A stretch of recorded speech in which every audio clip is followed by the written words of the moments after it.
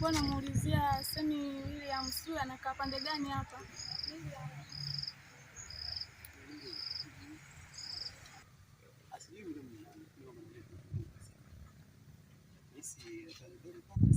Kama angalie pale kama ni yeye sasa hivi tutamuuliza.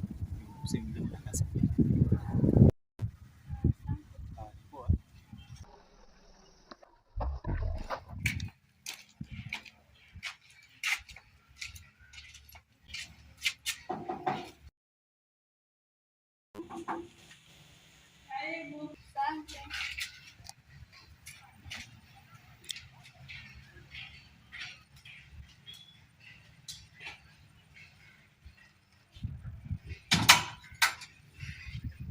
Mambo dada.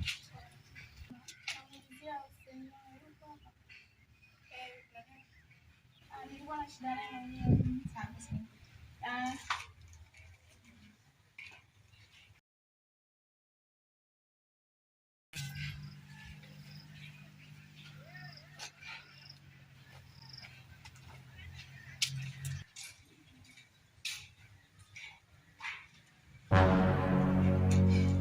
Sasa hivi nimezunguka huko kote, nimeulizia watu, wameniambia unakaa hapa. Kwa hiyo nimekuja na shida na wewe. Usikia nikusaidia nini? Mimi nilikuwa naomba unisamehe.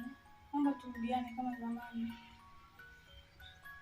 Sasa turudiane kwa nini? Kwa sababu wewe ulikana kuwasikiliza wazazi wako walichokuwa wanadai kwako. Kwa sababu mimi ningefanya nini? Kwa hiyo ndio kuna maisha yako na mimi sasa tayari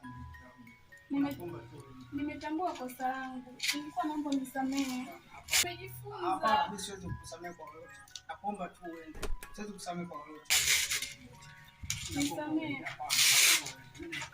Hapana. Naomba uende bwana. Sasa mimi nitaenda hapa. Bwana wewe toka bwana. Na mimi nataka niongee na wewe mara moja. Hapana. Naomba uende. Usije kaletea matatizo mimi na familia yangu. Sasa mimi nitaenda wapi? Bwana, wewe ulipokuja ndivyo utaondoka. Kwa mimi siwezi nikakupokea kwa sababu tayari mimi na familia yangu. Na nimejitahidi sana kukupambania wewe mwasikiliza wazazi wako. Mimi nikawa sina jinsi, nikaamua nikuache na kuendelea maisha yangu mengine. Naomba nisamehe, nimejifunza. Hapana, mimi siwezi kukusamehe kwa lolote. Naomba tu uende. Siwezi kukusamehe kwa lolote wangu. Nitarudije mimi? Sasa wewe utajua wewe, kwani hapo ulikujaje? Mimi nitakupokea nitakuweka wapi wakati mimi hapa tayari na familia yangu bwana. Wewe toka bwana. Mimi nataka niongee na wewe mara moja. Hapana, wewe nenda bwana wewe, mimi sina muda hapa tena. Wewe nenda. Mimi na ujauzito wako. Ujauzito? Ujauzito umekujaje? Toka uniache nyumbani, nilikuwa na ujauzito wako. Sasa ujauzito wangu mimi kwa mfuata nini? Mimi nakwambia wewe nenda. Kiwangu. Usimkosi.